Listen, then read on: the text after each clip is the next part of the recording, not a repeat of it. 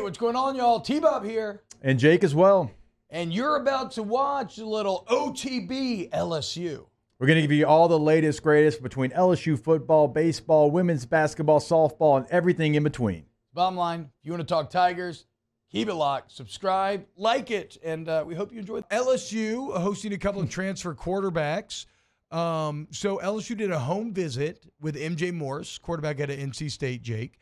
And they're hosting Marshall transfer quarterback Cam Fancher. When you look at the stats, really not much to write home about with either guy. MJ Morris this last year was a sophomore, played 4 games, 55% completion, 719 to the air, 7 touchdowns, 5 picks. The interesting thing with MJ Morris is like he got to a point where he's like, hey, I'm going to be redshirted. I'm not playing more than 4 games because he took over for Brennan Armstrong. And then that's right. I forgot about that. And then his parents came out and everybody. And they were like, he beat Clemson. He beat Miami. Yeah. Now, I mean, he had some moments in those games. You know, he didn't set the world on fire, but he certainly had some moments in those games. Some of their biggest wins for NC State this year.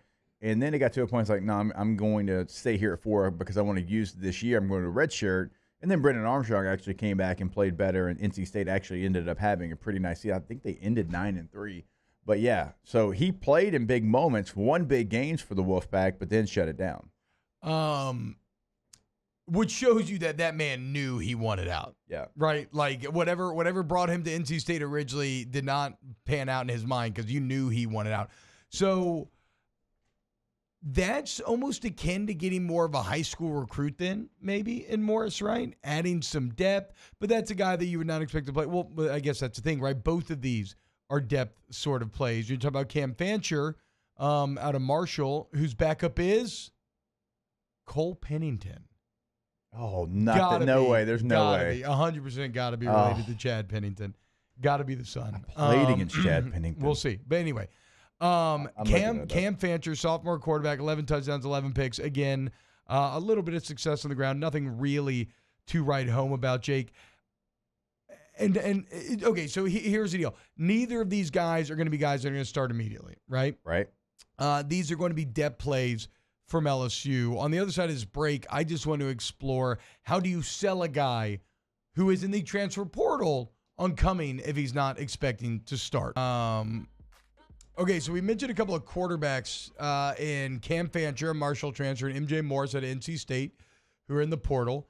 LSU did an in-home with MJ Morris. They're hosting Cam Fancher, so these are guys they have interest in. They're both not the immediate plays. I would say these are more akin to high school recruits that you say, hey, come here, develop. You'll have a chance to win a job eventually. I guess, Jake, if you're one of these players, does that message play? And maybe that's not the message. I don't see any of these guys as more like this isn't Dante Moore. Like if you're going out there, you're talking to Dante Moore or Cam Ward, well then all of a sudden you're looking for a guy to directly compete and or maybe beat out Nuss. A la like a Miles Brennan, Jaden Daniels situation. If you bring these guys in, like Nuss isn't really threatened for that starting job. So I'm just wondering, what is the pitch and what are these players looking for that would convince them to come and sit the bench when they both already played? Yeah, and certainly MJ Morris, if he said, hey, I want to stay at 4 games because I want an extra year, like he wants to play as much as he possibly can. Yeah. I guess the pitch would be, I mean, we've seen Garrett Nussmeier. We've seen him in training camp. We've seen him in practice. We've seen him in moments when he's had to come in and play. But maybe like for them, they're like, hey, yes, he's come in. He's played a couple of moments. We think highly of him, but we're not 100% that he can go be that guy for the totality of a season. And maybe that's the pitch that they're getting. Like, hey, you'll come in, you'll compete. If it's not going well, then you would get your opportunity. And maybe that's it. Because to your point, you can't promise that they're going to come in and be the guy. No. Like Garrett Nussmeier is going to get the opportunity to be the guy. Yes. He's done it the right way. He's played well when he's come in. I mean, I think a lot of people will point to like the SEC championship game last year when he had to come in. Even this year against Alabama. Right? It didn't look like you had your backup quarterback in. The full offense was up. He moved him down the field, actually threw a pass to continue the drive that Malik dropped. So he's going to have every opportunity to be the guy. But the only thing I can think is, hey, we don't know for sure like what it's going to look like if you're truly wanting playing time. Or, you know, if MJ Morris, a guy like that, saved that extra year, be like, hey, Nuss is going to be the guy for a year, right? It's going to be his team. We expect him to put up the kind of numbers that, some of the other quarterbacks recently have put up. Maybe not the exact same, but we expect him maybe to be one and done. Maybe that's the conversation that you're having.